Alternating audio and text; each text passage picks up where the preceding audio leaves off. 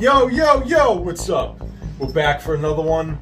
I'm your king, the Whiskey King, and this is my jester. Oh, yeah! What's up? So we got a special one today. Old and Dusty! Yeah. So for those of you who don't know what old and dusty is, alright, that's referring to very old bottles with dust on them. If you check our Instagram, on our feed, you'll see a Jim Beam bottle and bond from 1968. Jester found it in his stepfather's basement. Like an inch of dust on there or something? Yeah, it was a good amount. I dusted it off. We almost finished it, so I saved a little bit of the juice that's here. Jim Beam, old and dusty. It's bottle and bond. They called it an 8-year, but technically the dump date was 1979, and it was produced in 1968. So it was really actually an 11-year. Besides the Jim Beam, we also got something else special here, and we're going to do a back-to-back battle. This is what's called Old Crow Chessmen. Back in the 60s and 70s, it was very popular for them to have decanters. This was a Kentucky bourbon. This was a 86 proof. This one actually still was good. All the corks have broken, as you can see. I found this from a private collector. I had him decant it into this for me because the cork broke. Now back then they were making juice that is so old and so dark. It was actually like 27-year-old juice, but they were just kind of telling people it was 10-year and they're mixing it in with this really old stuff. And the shit was so good, but then they ran out of stuff to produce. They were making this where it was chess pieces, and you had the darker one. This is the dark pawn. And then they also had light pawns, and they had rooks and knights and queens and kings. I love the concept. This stuff is super, super unique. So we recently found something out about old and dusties, that there could be like a mold that could grow in there if the alcohol percentage isn't high enough. So what happens is you want at least probably 50% or more. So if you go searching for old and dusties after watching this video, look for stuff that's at least 50% alcohol or higher, and you'll have a better shot of it not being spoiled. I'd like to do the Old Crow first, and then we'll do the Jim Beam second. Cheers. Initially, when we first smelled it, it was a tremendous amount of like leather, tobacco, caramel. Okay? But now that it's opened up a bit, I've noticed a tremendous amount more maple flavor. Yeah. With any old pour, you want to really let it sit, let it open up. Yo, careful. These things have been sitting in a bottle for so long without oxygen hitting them, and it's just waiting to hit your taste buds and go at it. So the Jim Beam has some maple notes and some caramel, but less maple. Yeah, a little more apricot. I'm getting more caramel on this one, a little bit more spiciness. Like a plum, maybe? I've noticed with the older ones as well that they tend to smell and taste like things that are darker, where really young whiskey, especially if it's White Dog, like right off the still, it's like lighter colored smelling things. Now let's get into it. Yeah. Oh my god. It's off the charts. The finish is off the charts.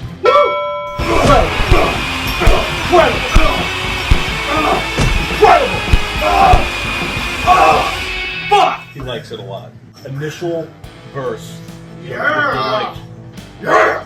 No, It's all good. So initially on that first sip, it's like, wow, this is good.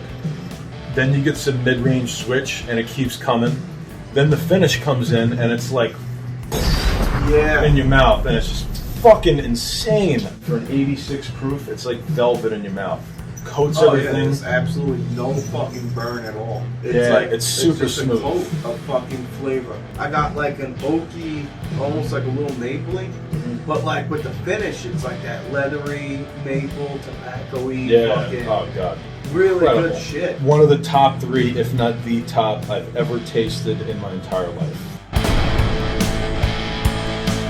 There's a lot of different factors I feel that go into this that make the taste what it is. Let's get into that now. You know? Water, grains, and wood. are not the same as they are today as they were back in 1969. It could have been old growth wood, non-GMO, non-pesticide ingredients with the corn, the rye, and the barley. Today, I actually think they plant oak trees for the specific use of barrels. And then they make them grow in a way that it's not natural growth. Yeah, imagine the soil back then producing such good wood. And it's just been growing for hundreds of, what, it takes like 100 years, 200 years? I'd have to check, so don't quote us to it. I don't know how long it takes. I didn't do no research on that, actually. On the growth of the tree. Yeah.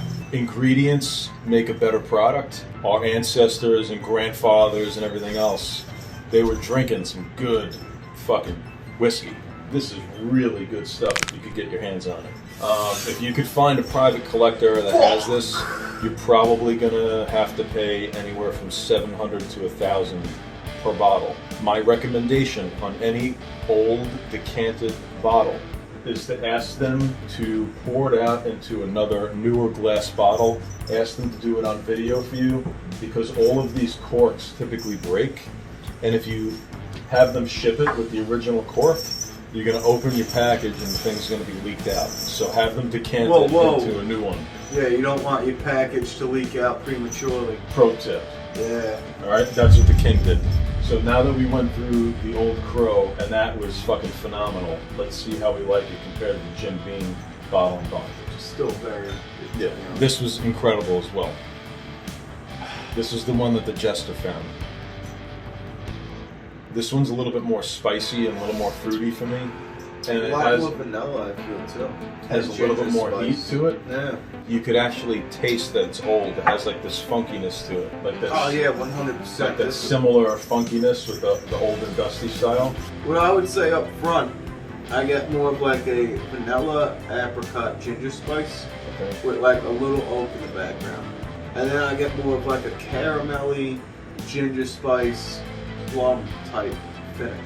This has a little bit more heat. I feel, yeah. It's similar. I'm getting caramel, vanilla, a little bit of tobacco, but also some more spices coming through. I'm actually picking up some cinnamon. More so on the finish. The spiciness is coming in on the finish.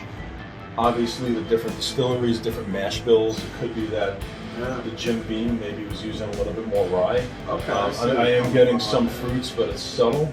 You know, the Old Crow is definitely more towards like that maple, tobacco, leathery. Where this is more like fruity, spicy, with that funky old and dusty. This I feel it would be better after dinner. This I feel would be better paired with a cigar. If you can find it, absolutely buy it. Old Crow Chessmen. Good luck with it. It's going to be hard to find.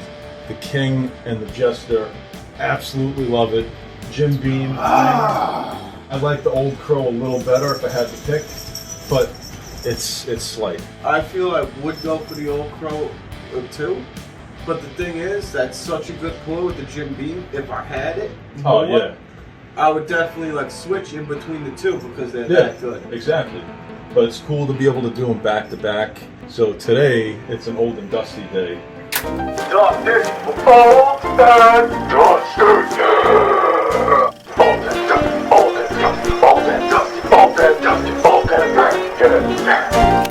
Hashtag old and dusty. Throw it in the comment. These are old and dusty wild turkey. Japan literally helped American bourbon go through tough times when Americans weren't drinking it. You see the Japanese lettering? So just pick these up. 8-year 101. This is from the early 90s. Another one, 12-year limited edition, also from the 90s, old and dusty. But these are really old, the ones we drank tonight. These are from the fucking 60s. So I'm going to let these sit for quite a bit longer before I open them. You won't be disappointed. Okay? It's worth to have at least one in your collection. You could open up on a special occasion. Whiskey's meant to be enjoyed with friends that enjoy it as well, to have that camaraderie together, and where you both appreciate it and you love what you're having, and you build memories through the pour. And that's what it's all about. Appreciate you joining us today. Till next time, boys. Peace out.